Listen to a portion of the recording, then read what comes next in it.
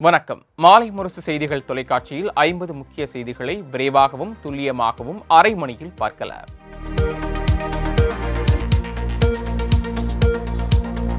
நாடாளுமன்ற தொகுதி மறுவரையறை செய்யப்பட்டால் நம் மாநிலத்தில் அரசியல் அதிகாரத்தை இழந்த குடிமக்களாக மாற்றப்படுவோம் என முதலமைச்சர் மு.க.ஸ்டாலின் தெரிவித்துள்ளார்.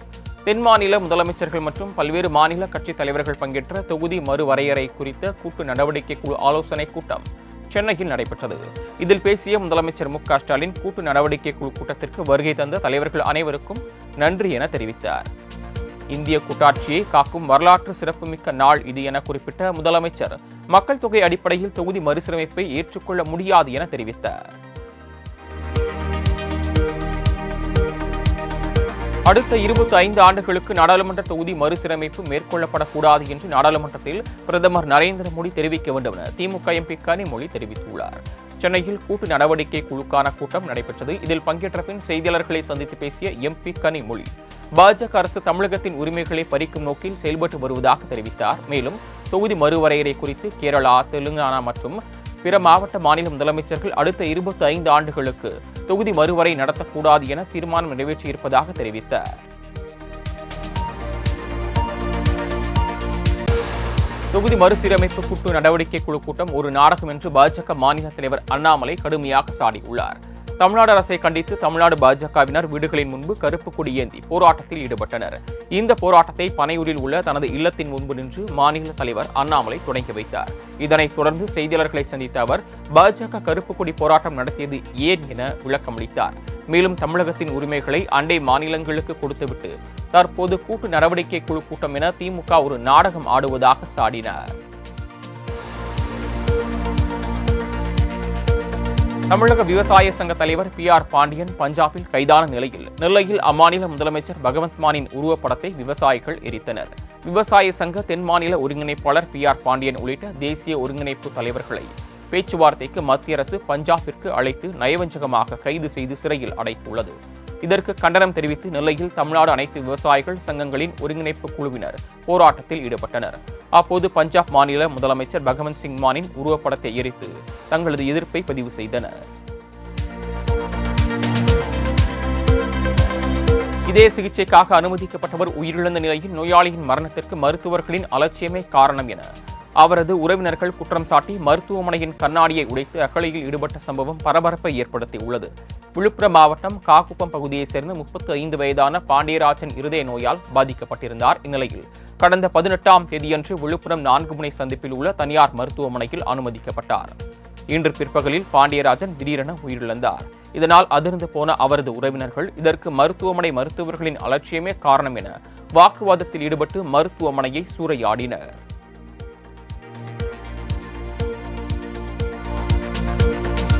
சட்டவிரோதமாக PS4 வாகனம் பதிவு செய்யப்பட்டது தொடர்பான விரிவான அறிக்கையை தாக்கல் செய்ய தமிழக அரசுக்கு சென்னை உயர்நீதிமன்றம் உத்தரவிட்டுள்ளது. கடந்த 2020ஆம் ஆண்டில் PS4 ரக வாகனங்கள் தடை செய்யப்பட்டன. இருப்பினும் PS4 வாகனம் உட்பட 315 கனரக வாகனங்கள் மோசடியாக பதிவு செய்யப்படுவதாக சென்னை உயர்நீதிமன்றத்தில் வழக்கு தொடரப்பட்டது. மேலும் இதில் போக்குவரத்து அலுவலக அதிகாரிகள் சம்பந்தப்பட்டுள்ளதாகவும் மனுவில் தெரிவிக்கப்பட்டிருந்தது. வழக்கை விசாரித்த நீதிபதி G.K. இளந்திரையன் மோசடி குறித்த விரிவான அறிக்கை தாக்கல் செய்ய தமிழக அரசுக்கு உத்தரவிட்டு வழக்கை ஒத்திவைத்தார்.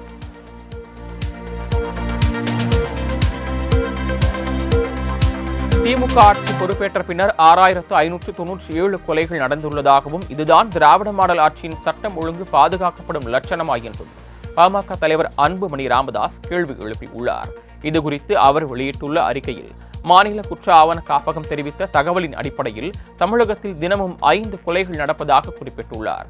மேலும் அதிமுக ஆட்சியுடன் ஒப்பிட்டு முதலமைச்சர் பேசி வரும் நிலையில் அதிமுக ஆட்சியை விட திமுக ஆட்சியில் 2 விழுக்காடு கூடுதலாக கொலைகள் நடந்திருப்பதாகவும் இனியாவது தமிழக அரசு விழிப்புடன் செயல்பட வேண்டும் எனவும் தெரிவித்துள்ளார்.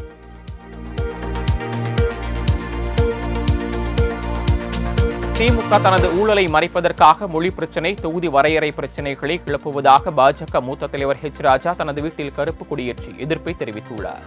காரைக்குடி கோட்டையூரில் உள்ள தனது வீட்டில் கருப்பு கொடியேற்றிய பின் அது குறித்து பேசிய அவர் தொகுதி மறுசீரமைப்பு குறித்து தேர்தல் ஆணையமோ ஜனாதிபதியோ பிரதமரோ பேசாத போது ஊழல் செய்ததை அதை மறைப்பதற்காக திமுக இதுபோன்ற இல்லாத பிரச்சினைகளை பேசி மக்களிடம் பீதியை கிளப்புவதாக குற்றம் சாட்டினார்.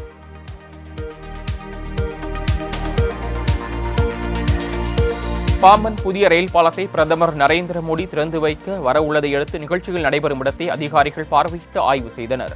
3 ஆண்டுகளுக்கு முன்பு ராமநாதபுரம் பாம்பன் தூக்கு பாலத்தில் ஏற்றப்பட்ட தொழில்நுட்ப கோளாறு காரணமாக ரயில் சேவையில் பாதிப்பு ஏற்பட்டு நிறுத்தப்பட்டது. பின்னர் 550 கோடி ரூபாய் மதிப்பீட்டில் புதிய ரயில் பாலம் அமைக்கப்பட்டுள்ளது. இதனையடுத்து 2 வாரங்களில் பிரதமர் நரேந்திர மோடி நேரில் வந்து ரயில் சேவையை துவங்கி வைக்க உள்ளார். இந்நிலையில் பிரதமரின் நிகழ்ச்சி நடைபெற உள்ள இடம், ஹெலிகாப்டர் இறங்குதளம் ஆகியவற்றை ரயில்வே துறை அதிகாரிகள் பார்வையிட்டு ஆய்வு மேற்கொண்டனர்.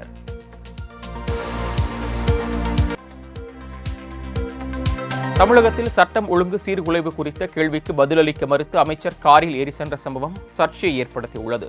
தென்காசி மாவட்டம் சங்கரன் கோயிலில் நடைபெற்ற சமூக வளைகாப்பு நிகழ்ச்சியில் வருவாய் மற்றும் பேரிடர் மேலாண்மைத்துறை அமைச்சர் KKSSR ராமச்சந்திரன் கலந்து கொண்டார். மேலும் சில பெண்களுக்கு தாலிக்கு தங்கமும் வழங்கினார். இதனைத் தொடர்ந்து தமிழகத்தின் சட்டம் ஒழுங்கு சீர்குலைவு ஏற்பட்டுள்ளதாக எடப்பாடி பழனிசாமியின் குற்றச்சாட்டு குறித்து செய்தியாளர்கள் கேள்வி எழுப்பினர். ஆனால் அதற்கு பதிலளிக்க மறுத்த அமைச்சர் அங்கிருந்து காரில் ஏறி சென்றார். இந்த சம்பவம் அதிர்ச்சியை ஏற்படுத்தியது.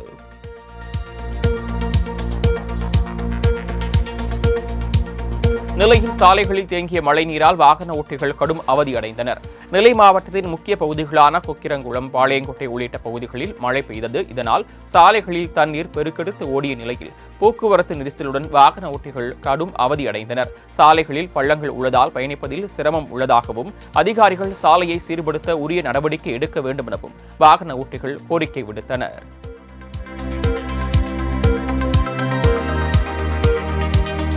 முல்லை பெரியாறு அணையில் புதிய கண்காணிப்பு குழுவினர் இன்று முதன்முறையாக ஆய்வுப் பணிகளை மேற்கொண்டனர். தேனி, மதுரை, திண்டுக்கல், சிவகங்கை, ராமநாதபுரம் உள்ளிட்ட 5 மாவட்ட மக்களின் முக்கிய நீர் ஆதாரமாக முல்லை பெரியாறு அணை விளங்கி வருகிறது. இந்நிலையில் இங்கு மேற்கொள்ளப்பட்டு வரும் பராமரிப்பு பணிகளை கண்காணிக்க புதியதாக அமைக்கப்பட்ட தேசிய அணைகள் பாதுகாப்பு குழு இன்று முதன்முறையாக ஆய்வுப் பணிகளை தொடங்கியுள்ளது. ஆணைய தலைவர் அனில் ஜெயின் தலைமையில் 7 பேர் கொண்ட குழுவினர் முல்லை பெரியாறு அணை பகுதியின் படகுத்துறையிலிருந்து படகு மூலமாக சென்று ஆய்வுப் பணிகளை தொடங்கியுள்ளனர். திருமானூரில் நடைபெற்று வரும் ஜல்லிக்கட்டு போட்டியில் 600 காளைகளை அடக்க 300க்கும் மேற்பட்ட மாடுபிடி வீரர்கள் களம் கண்டனர். அரியலூர் மாவட்டம் திருமானூரில் மாசிமகத்தை முன்னிட்டு ஜல்லிக்கட்டு போட்டி கோலாகலமாக நடைபெற்று வருகிறது. இதில் அரியலூர், பெரம்பலூர், தஞ்சாவூர், திருச்சி உள்ளிட்ட பல்வேறு மாவட்டங்களில் இருந்தும் 600 காளைகளும் 300க்கும் மேற்பட்ட மாடுபிடி வீரர்களும் கலந்து கொண்டனர். வாடிவாசலில் இருந்து அடங்காமல் சீறிப்பாய்ந்த காளைகளின் உரிமையாளர்களுக்கும் காளைகளை அடக்கிய வீரர்களுக்கும் பரிசுகள் வழங்கப்பட்டன.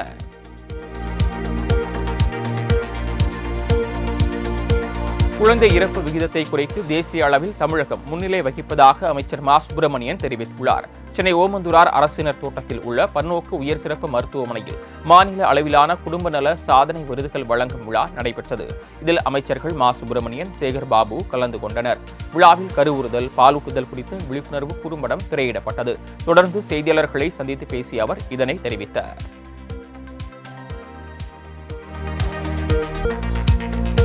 திருநெல்வேலி டவுன் தொட்டிப்பாலத்தை சேர்ந்த முன்னாள் எஸ்ஐயும் வக்பு வாரிய முத்தலியாக இருந்தவருமான ஜாகிர் ஹுசேன் பிஜிலி வெடி கொல்லப்பட்ட சம்பவத்தில் அவரது மகள் இச்சு ரகுமான் தனது உயிருக்கு ஆபத்து இருப்பதாக அதிர்ச்சிகர வீடியோ வெளியிட்டிருக்கிறார். இதன் எதிரொலியாக நெல்லை மாநகர காவல்துறை சார்பில் இச்சு ரகுமான் வீட்டில் 24 மணி நேரமும் துப்பாக்கி ஏந்திய போலீஸ் பாதுகாப்பு வழங்கப்பட்டுள்ளது.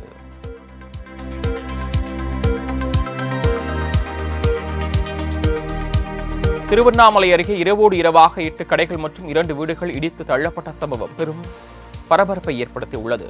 தண்டராம்பட்டு சாலை தாமரை நகர் பகுதியில் சுமார் 50 ஆண்டுகளுக்கு மேலாக செயல்பட்டு வரும் கடைகள் 4 தனிநபர்கள் சுமார் 3 கோடி ரூபாய்க்கு கிரயம் செய்துள்ளதாக கூறி காலி செய்ய வற்புறுத்தியுள்ளனர். இதுகுறித்து காவல் நிலையத்தில் புகார் அளித்த கடைக்காரர்கள் நீதிமன்றத்திலும் வழக்கு தொடர்ந்திருந்தனர். மேலும் தனிநபர்களிடம் கடைக்காரர்கள் கால அவகாசமும் கோரியிருந்தனர். ஆனால் இரவோடு இரவாக அப்பகுதியில் 8 கடைகள் மற்றும் 2 வீடுகளையும் அவர்கள் இடித்து தரைமட்டமாக்கியுள்ளனர்.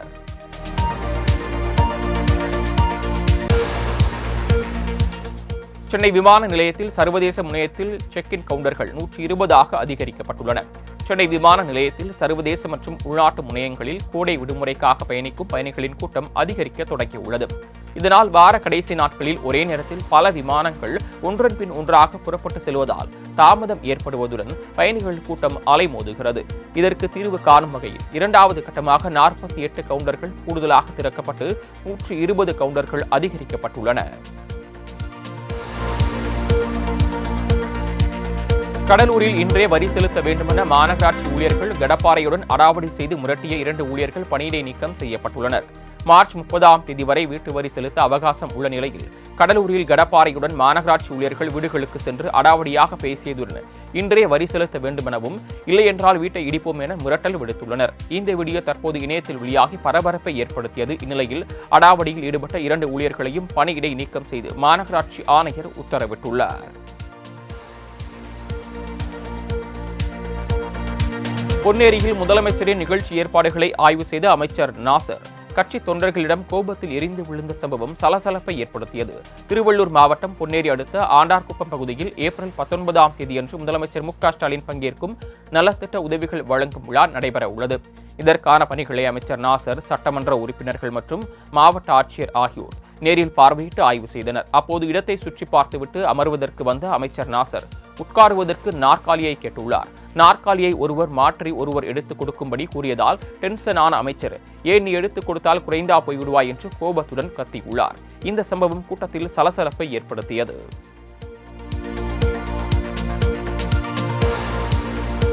புறம்போக்கு ஓடை கண்மாய் இருக்கும் இடத்தில் வசித்தால் பட்டா வழங்க முடியாது என அமைச்சர் மூர்த்தி தெரிவித்துள்ளார். மதுரை மாட்டுத்தாவணி பேருந்து நிலையத்திலிருந்து 36 புதிய பேருந்துகள் சேவையை கொடியசைத்து துவங்கி வைத்த பின் செய்தியாளர்களை சந்தித்த அமைச்சர் மூர்த்தி 100 புதிய பேருந்து சேவைகள் தொடங்கப்படும் என்றும் முதலமைச்சர் மதுரையில் பல்வேறு திட்டங்களை தொடங்கி வைக்க உள்ளதாகவும் கூறினார். மேலும் உயர்நீதிமன்ற உத்தரவின்படி நீர்நிலை, புறம்போக்கு ஓடை, கண்மாய் பகுதிகளுக்கு பட்டா வழங்க முடியாது என்றும் மாநகராட்சி பகுதிக்கு 1 சென்டும், நகராட்சி பகுதிக்கு 2 சென்டும், ஊராட்சி பகுதிக்கு 3 சென்டும் இடமும் பட்டாவாக வழங்கப்படும் என்றார். அத்துடன் இடம் இல்லாதவர்களுக்கு பட்டா அளிப்பதாக கூறும் தகவல் உண்மையல்ல என்றும் தெரிவித்தார்.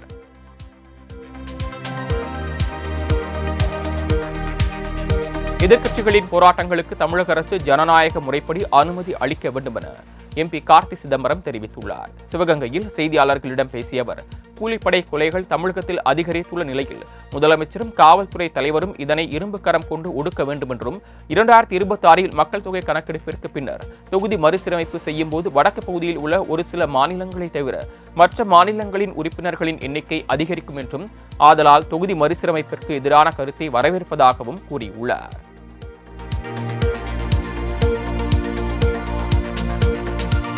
தமிழக மின் உற்பத்தியில் தன்னிறைவு பெற்ற மாநிலமாக மாறும் என்று அமைச்சர் செந்தில் பாலாஜி தெரிவித்துள்ளார். கோவை நவ இந்தியா பகுதியில் உள்ள தனியார் கல்லூரி அரங்கில் நடைபெற்ற வேலைவாய்ப்பு முகாமில் தேர்ந்தெடுக்கப்பட்ட பட்டதாரிகளுக்கு பணி நியமன ஆணைகளை அமைச்சர் செந்தில் பாலாஜி வழங்கினார். அதன் பின்பு செய்தியாளர்களுக்கு பேட்டியளித்த அவர், தேவையை விட கூடுதலான மின்சாரம் நம்மிடம் உள்ளது எனவும் முதல்வர் அறிவித்துள்ள புதிய திட்டங்களை செயல்படுத்துவதன் மூலம் மின்சாரத்தில் தன்னிறைவு பெற்ற மாநிலமாக தமிழகம் அமையும் என்றார்.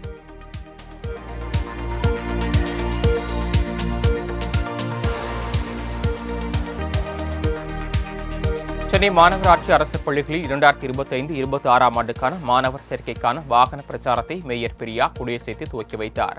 பிரச்சாரம் குறித்து செய்தியாளர்களிடம் பேசிய அவர், மண்டலத்திற்கு 3 ஆட்டோக்கள் வீதம் 15 மண்டலங்களில் பிரச்சாரம் மேற்கொள்ளப்படுவதாக தெரிவித்தார். மேலும் ஒவ்வொரு வீட்டிற்கும் சென்று ஆசிரியர்கள் மற்றும் தலைமை ஆசிரியர்கள் மூலம் மாணவர் சேர்க்கை நடைபெறுவதாகவும், பள்ளிக் கல்வித்துறையில் தமிழக அரசின் சாதனையை எடுத்துக் கூறியும் நோட்டீஸ் விநியோகித்தும் ஜூன் 22ஆம் தேதி வரை பிரச்சாரம் மேற்கொள்ளப்படும் என்றும் தெரிவித்தார். கும்பகோணம் அருகே சரித்திர பதிவேடு குற்றவாளியான காளிதாஸ் என்பவர் மர்மமான முறையில் படுகொலை செய்யப்பட்ட சம்பவம் பரபரப்பை ஏற்படுத்தியுள்ளது. தஞ்சை மாவட்டம் கும்பகோணம் அருகே திருவலஞ்சுழி மெயின் ரோட்டில் வசித்து வந்த காளிதாஸ் என்பவர் மீது பல்வேறு வழக்குகள் நிலுவையில் உள்ளதாக கூறப்படுகிறது. இந்நிலையில் கடந்த வாரம் சிறையில் இருந்து நிபந்தனை ஜாமீனில் வெளியே வந்த காளிதாஸ் அதிகாலையில் வீட்டு வாசலில் தலையில் பலத்த காயங்களுடன் மர்மமான முறையில் இறந்து கிடந்துள்ளார். தகவல் அறிந்து வந்த போலீசார் உடலை கைப்பற்றி கொலைக்கான காரணம் குறித்து விசாரணை மேற்கொண்டுள்ளனர். ராஜபாளையத்தில் 2 இடங்களில் நீதிமன்ற உத்தரவை மீறி குடியிருந்த நித்யானந்தரின் சிஷ்யைகள் வெளியேற மறுத்து அதிகாரிகளுடன் தகராறில் ஈடுபட்ட சம்பவம் பரபரப்பை ஏற்படுத்தியுள்ளது. விருதுநகர் மாவட்டம் ராஜபாளையத்தைச் சேர்ந்த மருத்துவர் கணேசன் நித்யானந்தா தியான பீடத்திற்கு தானமாக வழங்கிய 37 ஏக்கர் நிலத்தில் ஆன்மீக நோக்கங்களுக்கு விரோதமாக மேனேஜிங் ட்ரஸ்டியான பரமஹம்ச நித்யானந்தர் செயல்பட்டு வந்ததாக தெரிகிறது. இந்நிலையில் நிலத்தை மீட்கும் முயற்சியில் இருதரப்புக்கும் இடையே தகராறு ஏற்பட்டு வந்ததால் நீதிமன்ற உத்தரவு வரும் வரை நித்யானந்தாவின் ஆசிரமம் செயல்படக்கூடாது என உத்தரவு பிறப்பிக்கப்பட்டது. உதகை அருகே பேக்கரியில் அதிகாலை புகுந்த கரடி பிஸ்கெட் மட்டை சாப்பிட்டுவிட்டு சென்றது. உதகை நகரை ஒட்டியுள்ள புதுமந்து பகுதியில் ஆயிரக்கணக்கான வீடுகள் உள்ளன. இதனை ஒட்டி வனப்பகுதி உள்ளதால் சிறுத்தை, கரடி, காட்டெருமை நடமாட்டம் உள்ளது. இந்நிலையில் புதுமந்து பகுதியில் பிரபு என்பவரின் பேக்கரியில் அதிகாலை கதவை உடைத்து புகுந்த கரடி சிறிது நேரம் அமர்ந்திருந்தது. பின் அங்குள்ள பிஸ்கெட்டுகளை மட்டும் உண்டுவிட்டு சென்றது. இது தொடர்பான சிசிடிவி காட்சி வைரலாகி வருகிறது.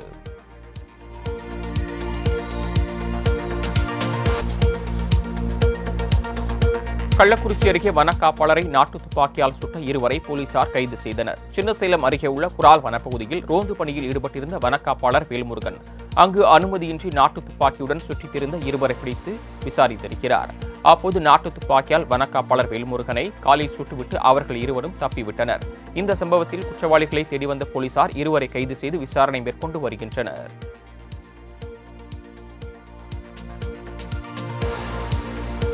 ஈரோடு மாவட்டம் தாளவாடி மலைப்பகுதியில் பெய்த கனமழையால் பொதுமக்கள் வெப்பம் தணிந்து குளிர்ந்த காற்றில் நிம்மதியடைந்தனர். கோடைக்காலம் தொடங்கியுள்ள நிலையில் பொதுமக்கள் வெப்பத்தால் அவதியடைந்து வருகின்றனர். இந்நிலையில் சத்தியமங்கலம் அடுத்த தாளவாடி மலைப்பகுதியில் சுமார் 1 மணி நேரத்திற்கு மேலாக பெய்த கனமழையால் குளிர்ச்சியான சூழல் ஏற்பட்டது. இதனால் அப்பகுதி மக்கள் மகிழ்ச்சி அடைந்தனர். ஈரோட்டில் ஓடும் ரயிலில் 8 வயது சிறுமிக்கு பாலியல் தொல்லை கொடுத்த ரயில்வே ஒப்பந்த தொழிலாளர் கைது செய்யப்பட்டார். புனேவிலிருந்து கோவை செல்லும் குர்லா எக்ஸ்பிரஸ் ரயிலில் 8 வயது சிறுமி தனது தந்தையுடன் ஏசி பெட்டியில் பயணம் செய்தார். இந்த ரயிலில் ஒப்பந்த தொழிலாளியான உத்தரப்பிரதேசத்தை சேர்ந்த நவிதம் சிங் என்பவர் படுக்கை விரிப்பை மாற்றுதல் பணியில் ஈடுபட்டிருந்தார். அப்போது நவிதம் சிங் அந்த சிறுமிக்கு பாலியல் ரீதியாக தொல்லை கொடுத்ததாக தெரிகிறது. இதுகுறித்து சிறுமி புகார் கொடுத்த நிலையில் தப்பியோடிய நவிதம் சிங்கை போலீசார் கைது செய்து சிறையில் அடைத்தனர். திருப்பூர் மாவட்டம் பல்லடம் அருகே சாலை நடுவே உள்ள தடுப்புச் சுவரில் லாரி மோதும் சிசிடிவி காட்சி வெளியாகியுள்ளது. திருச்சி மணப்பாறையிலிருந்து திருப்பூருக்கு நூல் கோன்களை ஏற்றிக்கொண்டு லாரி ஒன்று சென்றது. நாச்சிப்பாளையம் பகுதியில் முன்னால் சென்ற பைக் திடீரென நின்றதால் அதன் மீது மோதாமல் இருக்க லாரியை வலதுபுறம் திருப்பியுள்ளார் ஓட்டுநர். அப்போது சாலை நடுவே இருக்கும் சென்டர் மினியனில் மோதி விபத்து ஏற்பட்டது. இதில் அதிர்ஷ்டவசமாக ஓட்டுநர் உயிர் தப்பினார்.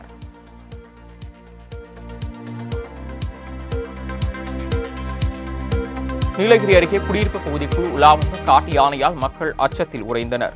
நெல்லியாலம் அருகே உள்ள சாமியார் மலை பகுதியில் தேயிலை தோட்ட தொழிலாளர்கள் வசிக்கும் பகுதியில் ஒற்றை காட்டு யானை சாதாரணமாக உலா வந்தது. இதனை கண்டு அச்சமடைந்த மக்கள் வெளியே நடமாட முடியாமல் தவித்தனர். தகவல் அறிந்து வந்த வனத்துறையினர் குடியிருப்பு பகுதிகளை சுற்றி உலா வந்த காட்டு யானையை வனத்திற்குள் விரட்டியடித்தனர்.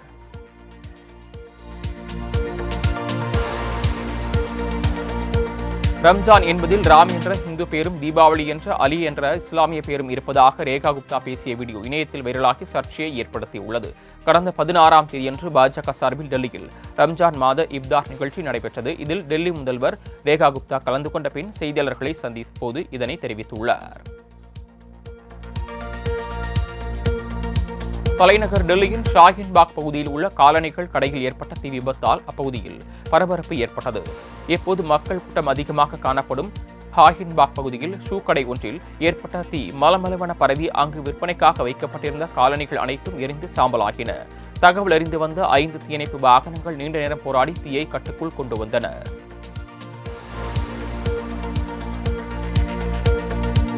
கர்நாடகாவில் மராட்டிய அமைப்பினரை கண்டித்து இன்று முழு அடைப்பு போராட்டம் நடைபெற்றது. பெலகாவியில் கடந்த மாதம் 21ஆம் தேதி மராத்தியில் பேச மறுத்த கர்நாடக அரசு பேருந்து கண்டக்டர் மீது மராட்டிய அமைப்பினர் தாக்குதல் நடத்திய விவகாரம் கர்நாடகம் மராட்டியம் இடையே மொழி பிரச்சனையாக மாறியது. இந்த விவகாரத்தில் மராட்டிய அமைப்பினரை கண்டித்து கர்நாடகத்தில் இன்று முழு அடைப்பு நடத்துவதாக கன்னட சங்கங்களின் கூட்டமைப்பு தலைவர் வாட்டல் நாகராஜ் அறிவித்துள்ளார். இந்த போராட்டத்திற்கு கர்நாடக அரசு போக்குவரத்து ஊழியர்கள் சங்கம், பெங்களூரு மாநகர போக்குவரத்து ஊழியர்கள் சங்கம் உள்ளிட்டவை ஆதரவு வழங்கின. கர்நாடகாவில் மொழி பிரச்சினை உருவெடுத்துள்ள நிலையில் ஆர்ப்பாட்டத்தில் ஈடுபட்ட 20க்கும் மேற்பட்டோரை போலீசார் கைது செய்தனர். கர்நாடக மாநிலம் பெலகாவியில் கடந்த மாதம் கன்னட மொழி பேசவில்லை என கூறி அம்மாநில அரசு பேருந்து நடத்துனரை மராட்டிய அமைப்பினர் தாக்கியுள்ளனர். இதனால் கர்நாடகா, மகாராஷ்டிரா மாநிலங்களுக்கு இடையே மொழி பிரச்சினை பெரிதாக உருவெடுத்துள்ளதால் முழு அடைப்பிற்கு கன்னட அமைப்பினர் அழைப்பு விடுத்திருந்த நிலையில் தமிழ்நாடு கர்நாடக மாநில எல்லையான ஆத்திப்பள்ளியில் கன்னட அமைப்பினர் தமிழகத்திற்கு எதிராக முழக்கங்களை எழுப்பி எல்லையை நோக்கி வர முயன்றனர். அவர்களை அம்மாநில போலீசார் கைது செய்தனர்.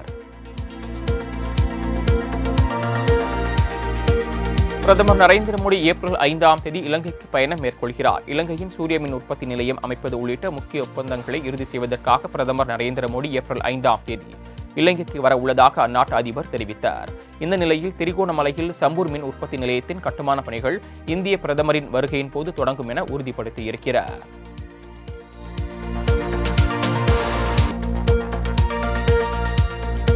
நாட்டின் கூட்டாட்சி மற்றும் அரசியலமைப்பை பாதுகாக்க அனைவரும் ஒன்றிணைவோம் என கர்நாடக துணை முதலமைச்சர் சிவக்குமார் தெரிவித்துள்ளார். கூட்டு நடவடிக்கை குழு கூட்டத்திற்கு பின் செய்தியாளர்களை சந்தித்து பேசிய அவர், கூட்டம் நன்றாக நடைபெற்றதாகவும் இது ஒரு நல்ல ஆரம்பமாக இருக்கும் எனவும் தெரிவித்தார். மேலும் அடுத்த கட்ட கூட்டத்திற்கு தெலுங்கானா முதலமைச்சர் அழைப்பு விடுத்துள்ள நிலையில் முதலமைச்சர் மு.க. ஸ்டாலின் அழைப்பை ஏற்றுக் கொண்டுள்ளதாக தெரிவித்தார்.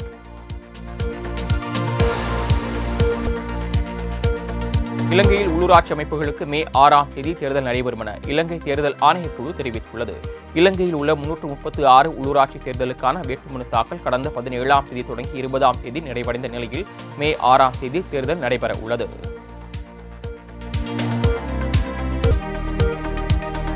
18வது சீசன் ஐபிஎல் கிரிக்கெட் போட்டி இன்று தொடங்கி மே 25ஆம் தேதி வரை நடைபெறுகிறது.